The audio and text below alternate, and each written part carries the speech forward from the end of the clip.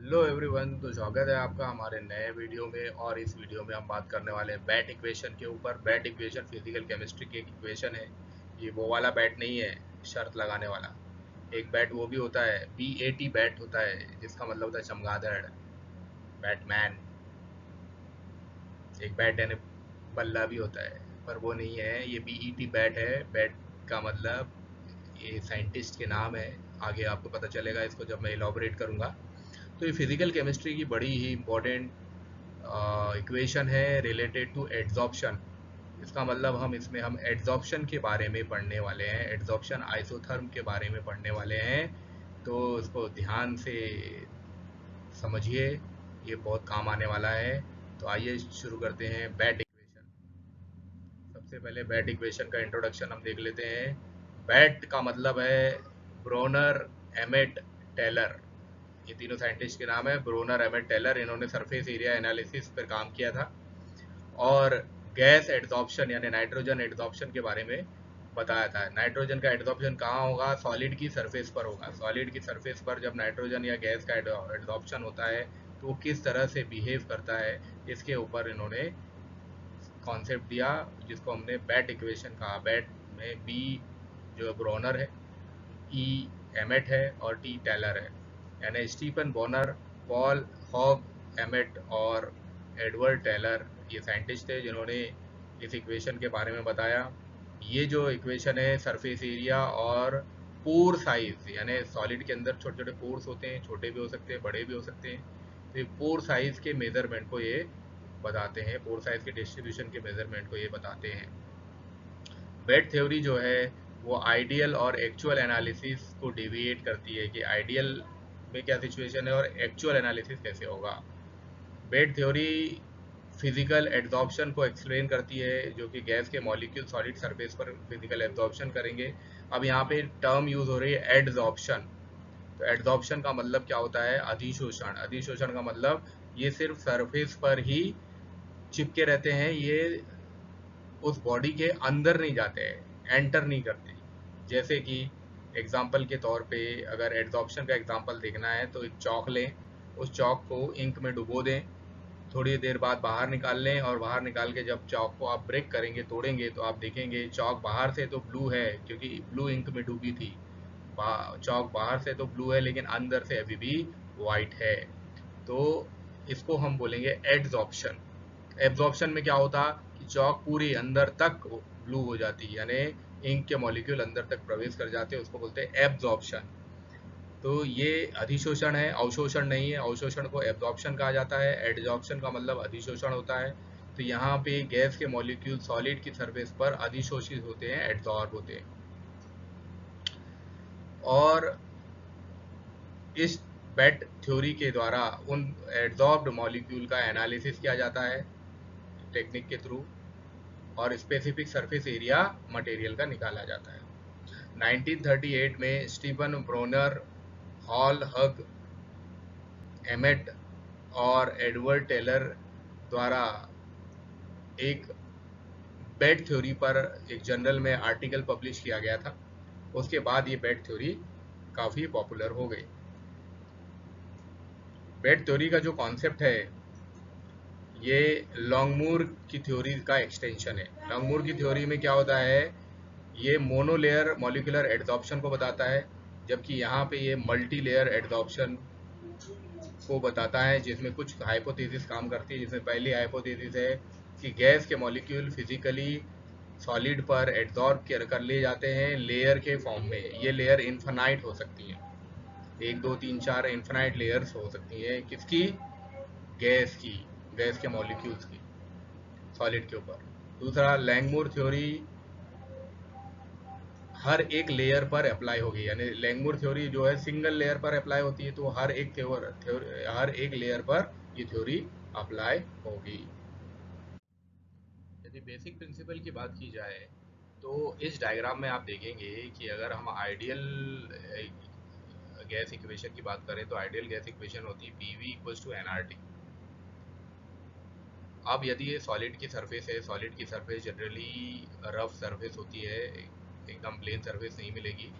तो यदि सॉलिड की सरफेस है तो अगर गैस का कोई भी मॉलिक्यूल है तब एड्जॉर्प्शन और प्रेशर के बीच में कोई भी ग्राफ आपको दिखाई नहीं देगा।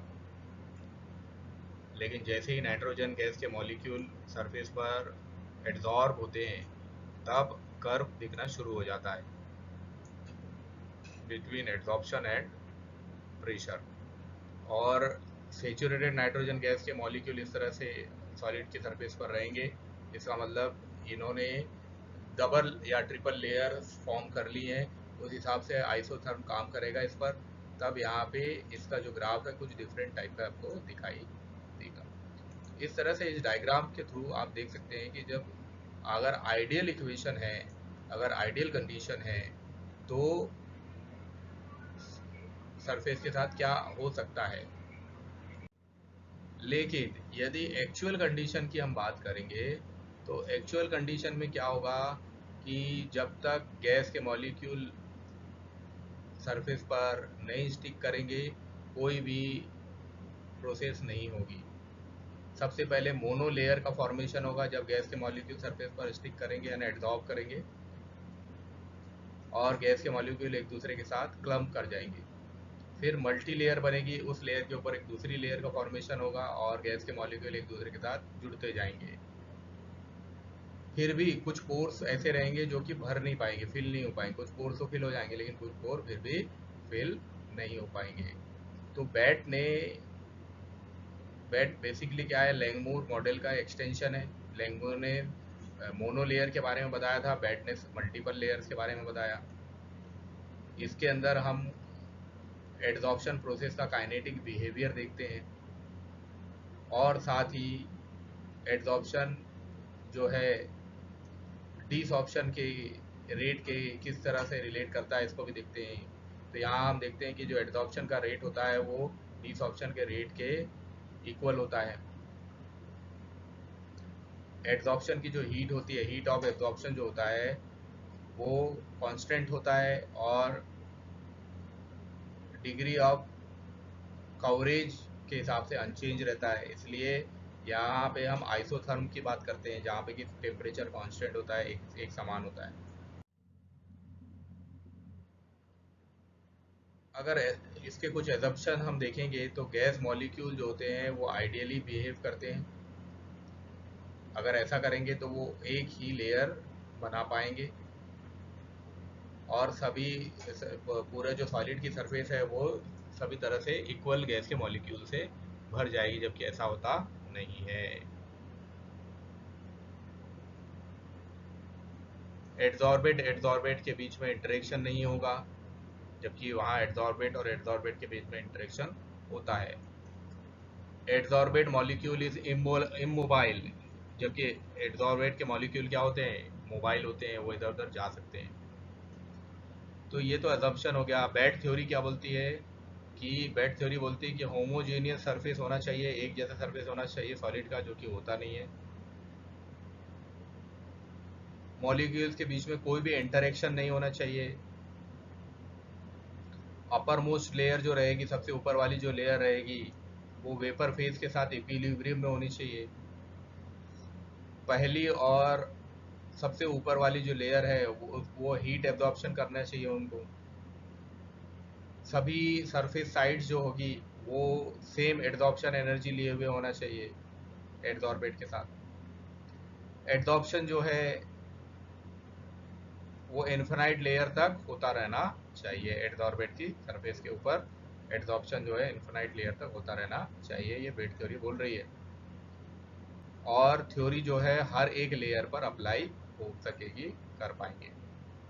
अगर पोर के क्लासिफिकेशन की बात करें, पोर यानी जो छोटे छोटे होल्स होते हैं सॉलिड के अंदर, उनके क्लासिफिकेशन की अगर हम बात करें तो वो इस तरह से क्लासिफाइड किया जा सकता है उसको कि सबसे पहले 0.1 से लेके 1 माइक्रोमीटर साइज वाले यानी जिसको माइक्रोपोर्स कहेंगे वो आएंगे। फिर मेजोपोर आएंगे जो कि 1 to 10 नैनोमीटर तक रहेंगे।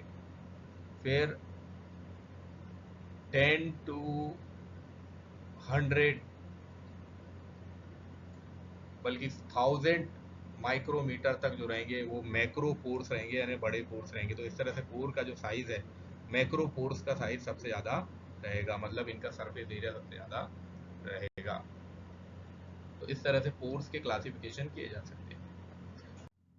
तो बेड थ्योरी में हम बेसिकली सरफेस एरिया और एडजॉर्प्शन के बीच में रिलेशन देख रहे हैं। बेड थ्योरी जो है वो लैंगमुर थ्योरी का एक्सटेंशन है, जैसे बार बार बताया जा रहा है, जिसमें मोनो लेयर का एडजॉर्प्शन से लेके मल्टी लेयर के एडजॉर्प्शन को देखा जा सकता है। अब अगर आइडियल वर्सेस एक्चुअल सिचुएशन की बात करें तो देखिए, आइडियल जो सॉलिड होता है उसकी सरफेस एकदम प्लेन होगी, जबकि एक्चुअली रियलिटी में ऐसा होता नहीं है। जो सॉलिड सरफेस होगा वो ऐसा उबड़ खाबड़ होगा। तो जब आइडियल की बात करते हैं तो वहाँ पे अगर स्मूथ सरफेस है तो सारे मॉलिक्यूल एक साथ एड्जॉर्ब हो जाएंगे गैस के। लेकिन जब इस तरह का उबड़ खाबड़ सरफेस होगा तो मॉलिक्यूल एक साथ एड्जॉर्ब नहीं होंगे, कुछ मॉलिक्यूल लेयर के तौर पे फिर इस तरह से बनेंगे। इस तरह से लेयर्स का फॉर्मेशन होगा। तो first layer, second layer, third layer, ऐसे लेयर चलती जाएगी। तो ये है एक्चुअल सॉलिड सरफेस। आइडियली वो इस तरह से दिखाई देते हैं। तो बैट इक्वेशन यही एक्चुअल सॉलिड सरफेस के बारे में ही बताती है। तो ये तो डिफरेंशिएट कर दिया आइडियल और एक्चुअल सॉलिड सॉलिड सरफेस के बीच में, फिजिकल ऑप्शन के बीच, यानी फिजिकल एब्जॉर्प्शन के बिहेवियर को। और लेयर्स को भी आपको बता दिया गया किस तरह से लेयर्स होगी। अब अगर बैट इक्वेशन का यूज़ करते हैं मोनो लेयर्स के गैस के एब्जॉर्प्शन को देखने के लिए, जिसको वीएम से शो करते हैं, तो उसके लिए हमारे पास इक्वेशन होती है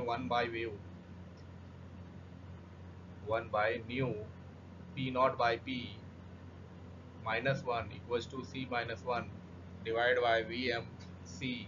वी एम क्या है यहाँ पे? गैस का वॉल्यूम है, एड्जॉर्ब गैस का वॉल्यूम है। P by P not plus 1/VMC, जहाँ न्यू जो है वो एड्जॉर्ब गैस क्वांटिटी है। पी नॉट जो है सेचुरेटेड प्रेशर है एड्जॉर्बेट का। पी है इक्विलिब्रियम प्रेशर एड्जॉर्बेट का। सी है बेड कांस्टेंट।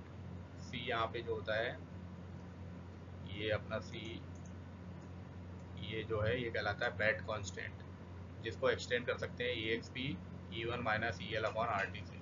जहाँ E1 जो है हीट ऑफ एड्जॉर्प्शन है फर्स्ट लेयर के लिए, और EL जो है हीट ऑफ वेपोराइजेशन है। तो इसे C को एलोबरेट कर सकते हैं। तो ये सारी चीज़ें हमने आपको बता दी। VM क्या है? गैस वॉल्यूम है। P नॉट क्या है? P क्या है? V न्यू क्या है? VM क्या है? C क्या है? ये सारी चीज़ें आपको बता दी। तो इस इक्वेशन, इसको बोलते हैं ब्लैट इक्वेशन। इस इक्वेशन के आधार पे हम डिटरमाइन कर सकते हैं मोनो लेयर में गैस के वॉल्यूम का एड्जॉर्प्शन कितना हुआ है। फिर आते हैं बैट इक्वेशन के लिए। अगर हमको मोनो लेयर का एड्जॉर्प्शन गैस क्वांटिटी अगर देखना है तो हमको एक कर्व प्लॉट किया जाएगा, जो कि इस तरह से दिखाई देगा बेड कांस्टेंट के लिए। तो अगर हमारे पास इक्वेशन है y equals to mx plus B, और इसके लिए अगर हमको कर्व प्लॉट करना है तो वो कर्व प्लॉट होगा बिटवीन 1/न्यू पी नॉट बाई पी -1 और बैट इक्वेशन के बीच में कर्व मिलेगा, यानी पी बाई पी नॉट के बीच में। ठीक है, पी नॉट और पी बाई के बीच में, पी बाई पी नॉट के बीच में आपको कर्व मिलेगा। इस कर्व में आप देख रहे हैं स्ट्रेट लाइन आपको दिखाई दे रही है, जिसमें ये C-1/VMC आपको मिल रहा है, और ये जो डिस्टेंस है ये है 1/VMC। तो इस तरह से इक्वेशन के आधार पर हम कर्व निकाल सकते हैं। फिर इनसे हमको न्यूमेरिकल वैल्यूज प्राप्त हो जाएगी स्लोप की, और इंटरसेप्ट जो मिलेगा अगर हम सॉल्व करेंगे VM और C को, तो हमको न्यूमेरिकल वैल्यूज मिलेंगी। तो अगर स्लोप को सॉल्व किया जाए तो स्लोप इज इक्वल टू हो जाएगा C-1/VMC। इंटरसेप्ट की वैल्यू हो जाएगी 1/VMC। तो VM इज इक्वल टू हो जाएगा 1 बाय स्लोप प्लस इंटरसेप्ट, यानी C इज इक्वल टू हम लिख सकते हैं 1 प्लस स्लोप बाय इंटरसेप्ट। ये हमको C की वैल्यू मिल जाएगी। और यहाँ C क्या है? यहाँ पे C बैट इक्वेशन है, ठीक है ना, बैट कांस्टेंट है। तो बैट कांस्टेंट की वैल्यू इस तरह से आप देख सकते हैं। तो बैट कांस्टेंट की वैल्यू क्या हो गई? C is equal to 1 plus slope upon intercept. Monolayer जब एड्जॉर्ब करती है गैस को, गैस के वॉल्यूम जिसको वी हम कहते हैं, तब हम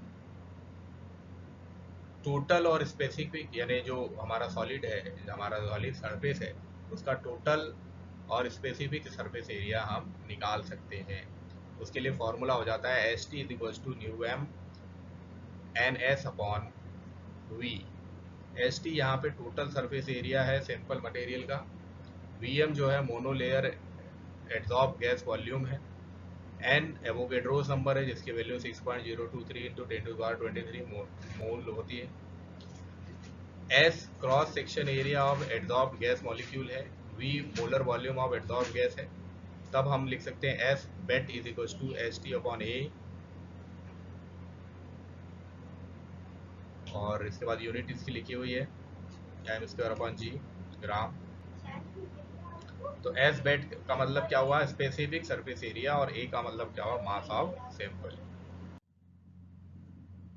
अब आता है पोर विड्थ को अगर हमको निकालना हो, कैलकुलेट करना हो, क्योंकि पोर विड्थ जो होती है बड़ा डिफरेंस क्रिएट करती है आइसोथर्म के शेप में। तो अगर पोर ज़्यादा होंगे, यानी मेजोपोरस अगर सिलिका होगा तो एक्टिवेटेड कार्बन उस पर ज़्यादा एब्जॉर्ब करेगा, मैक्रोपोरस होंगे तो सिंटर्ड मेटल्स एंड सिरेमिक्स उस पर ज़्यादा एब्जॉर्ब करेंगे, और माइक्रोपोर्स होंगे तो वो जियोलाइट, एक्टिवेटेड कार्बन और मेटल ऑर्गेनिक फ्रेमवर्क में दिखाई देंगे।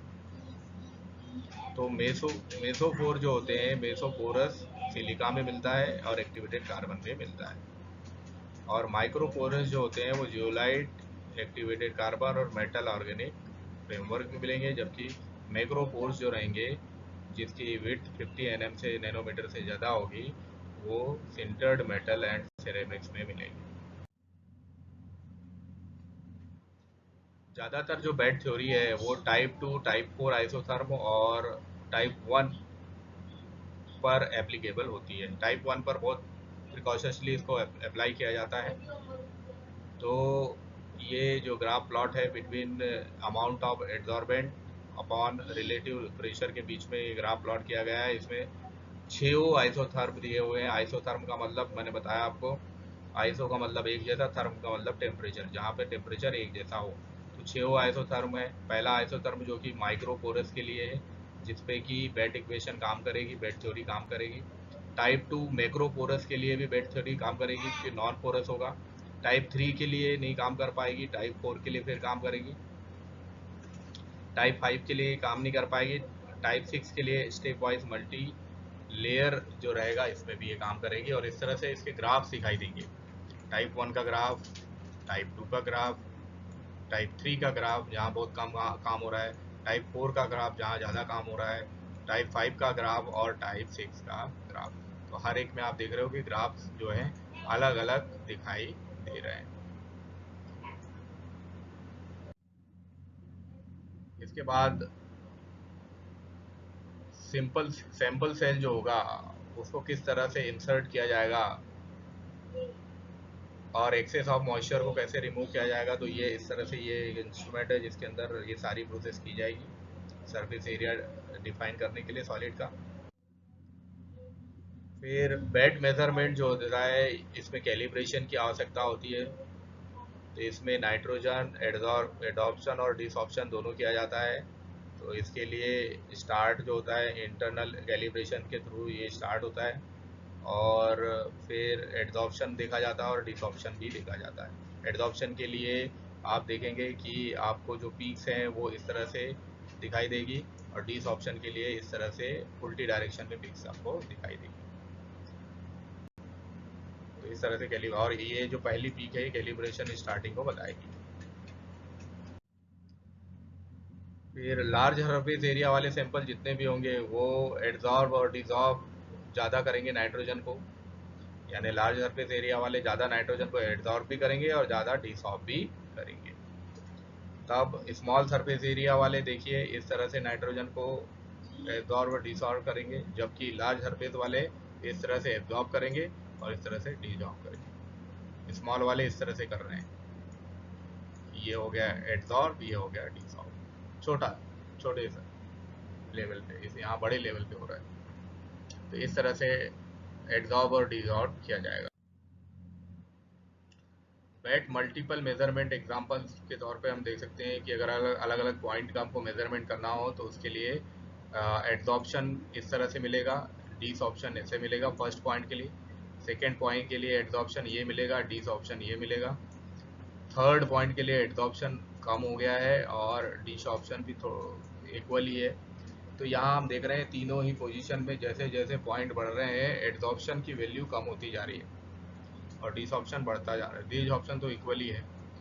तो इस तरह से आप अलग अलग पॉइंट्स के लिए बैट इक्वेशन को देख सकते हैं। तो ये बैट कांस्टेंट निकालने के लिए एक इक्वेशन दे दी है कि यहाँ पे जो प्लॉट किया हुआ है तीन पॉइंट्स के बीच में, फर्स्ट सेकंड और थर्ड पॉइंट के बीच में एक कर्व प्लॉट किया गया है जिसमें एक स्ट्रेट लाइन आपको दिखाई दे रही है, मल्टी पॉइंट प्लॉट है और जिसमें बैट कांस्टेंट सी का यूज़ किया गया है और वीएम का यूज़ किया है, मोनोलेयर वॉल्यूम का यूज़ किया गया है। तो रिलेटिव प्रेशर के साथ इसको देखा गया है, तब यहाँ पे बैट कांस्टेंट की वैल्यू 145.84 आती है, जबकि सरफेस एरिया जो है वो 11.36 मीटर स्क्वायर ऑन ग्राम आता है। तो इस तरह से आप बैट इक्वेशन का यूज़ कर सकते हैं। Thank you very much for watching this. I hope कि आपको बैट इक्वेशन समझ में आई होगी। अगर समझ में आई है तो वीडियो को लाइक करें, चैनल को सब्सक्राइब करें और कमेंट बॉक्स में कमेंट करना ना भूलें। Thank you.